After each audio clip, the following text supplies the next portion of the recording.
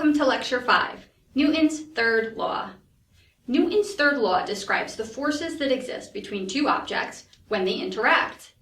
This helps us to understand the physics of lots of everyday motion, why we move when we walk, how rockets are capable of propelling through space, and more. Each of the following concepts will be discussed in this video: Newton's third law, systems and external forces, and using Newton's second and third laws.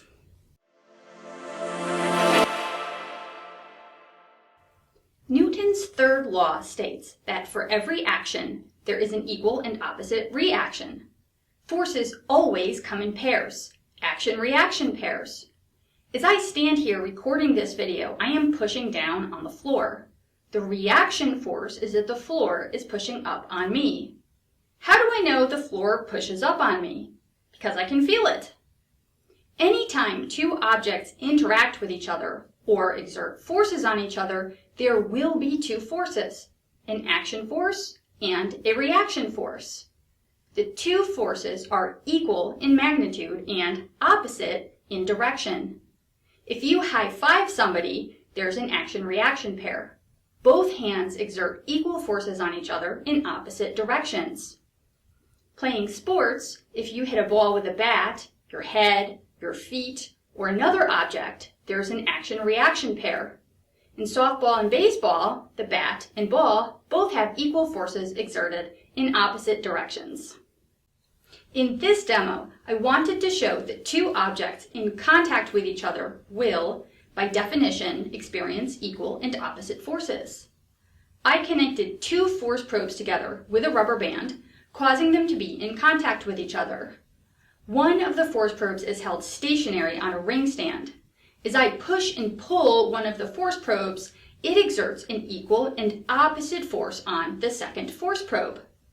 Both of these forces is recorded in real time using LoggerPro. You can see from the computer readout that the forces are indeed equal and opposite.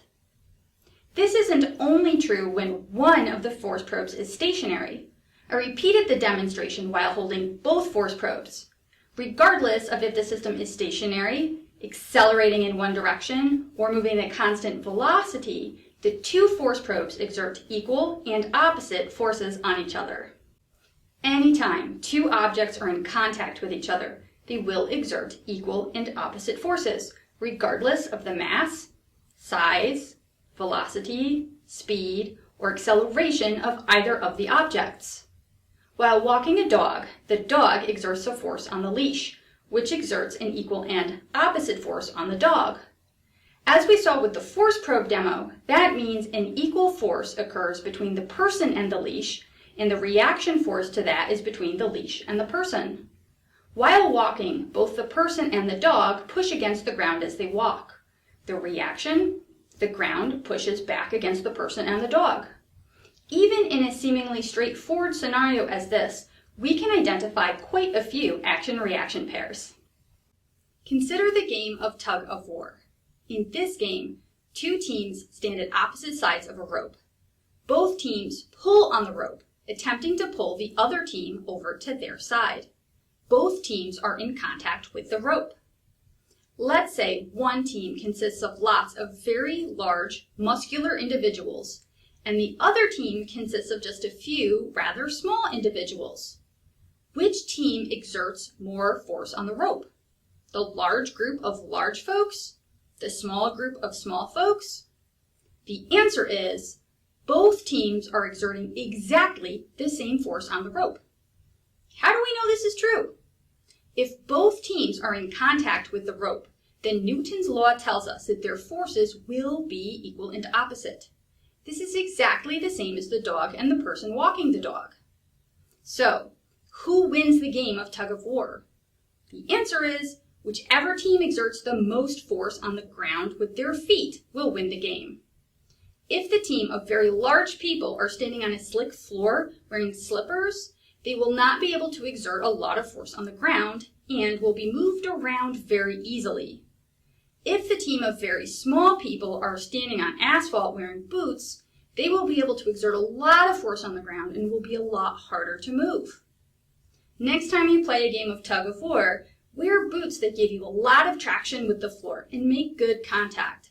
It doesn't matter how hard you pull on the rope, as long as your feet exert a larger force on the ground than your opponent's. In general, if we know one force, we can determine the action-reaction pair by crisscrossing the two nouns. If the action force is that a baseball bat hits a ball, the reaction force is that the ball hits the bat.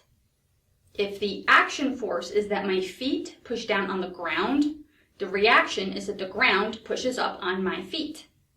If the action force is an airplane propeller pushing backward on air molecules, the reaction force is air molecules pushing forward on the propeller. Let's think about gravity. Gravity is a force where the earth pulls me and other objects downward. What is the reaction force? Is the reaction force the support force between me and the floor? If we think about the support force as a push or a pull, we can say that the support force is the floor pushing up on me. We can see that these are not action-reaction pairs because the nouns are different. What is the reaction force to gravity? The reaction force is that I am pulling up on the earth. What is the reaction force to the support force? I am pushing down on the floor. Be careful. Two forces that act on the same object cannot be action-reaction pairs. Newton's third law can be considered to be the reason why things move. A rocket works by creating a chemical reaction that causes exhaust gases to be pushed out the bottom of the engine. The reaction force is thrust that causes the rocket to move upward. A jet engine also produces thrust by moving gases backward through a turbine engine.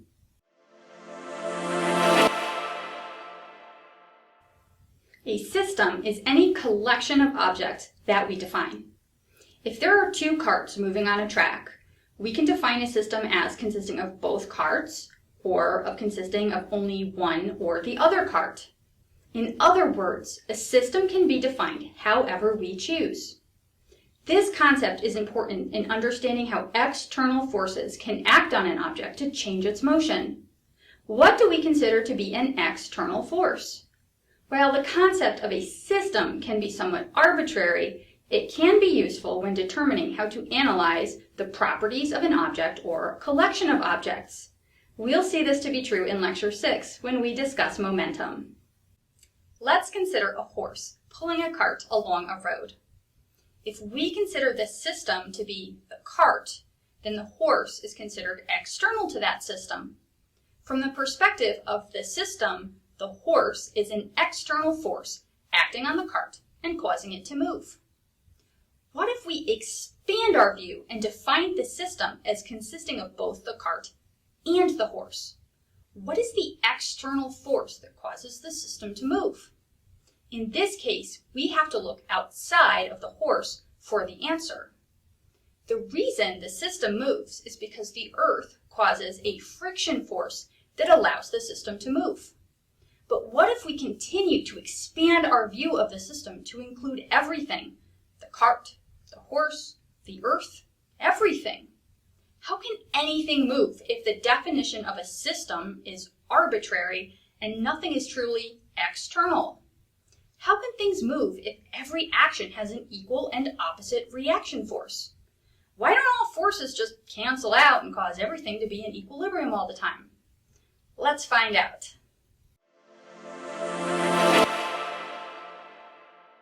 If every force causes an equal and opposite counterforce, why isn't everything in equilibrium? The reason is that while all forces have equal and opposite reaction forces, the effect of these forces depends on the object they act on. We can use Newton's second and third laws together to get an idea of why this is. As you walk around, you are able to change your motion. It is possible to change your motion by pushing off of the floor. The reaction force is that the floor pushes you as well. This reaction force causes us to move. Why is it that we move when we walk and the floor does not move? Think about the floor.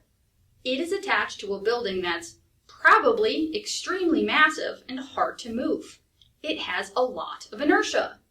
Compared to the building, we are relatively small and don't have much mass. While we experience equal forces, we do not experience equal accelerations or changes in our motion as a result of that force.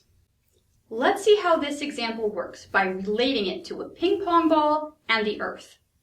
In this demo, I dropped a small yellow ping pong ball that has a mass of 10 grams or 0.01 kilograms. The Earth's gravitational field causes the ping pong ball to have an acceleration of 9.8 meters per second squared. We can use Newton's second law to calculate the net force on the ball to be 0.098 newtons. In other words, the Earth pulls down on the ball with 0.098 newtons of force. The reaction force is that the ball pulls up on the Earth with a force of 0.098 newtons, equal and opposite. Why don't we feel this upward force? The reason is that the Earth is extremely massive, and its inertia makes it exceptionally difficult to move. Let's use Newton's second law to calculate the acceleration of the Earth due to the ball. 0.098 newtons equals the mass of the Earth times the acceleration of the Earth. The Earth has a mass of 6 times 10 to the 24 kilograms. When we divide both sides of the equation by 6 times 10 to the 24 kilograms, we find that the acceleration of the Earth is 1.6 times 10 to the negative 26 meters per second squared, essentially 0. Even if I were to have dropped something with a mass of thousands of kilograms, or 1,000,000 kilograms, or 1,000,000,000 kilograms, the acceleration of the Earth would still be essentially 0. The Earth is extremely massive. It's massive on literally a planetary scale, so it would take an object of comparable mass to make any noticeable effect on the Earth's motion. Every object that the Earth pulls down pulls the Earth up with equal magnitude. You are pulling up on the Earth yourself, and do so all the time. Just because there are equal and opposite forces does not mean there is equal and opposite motion.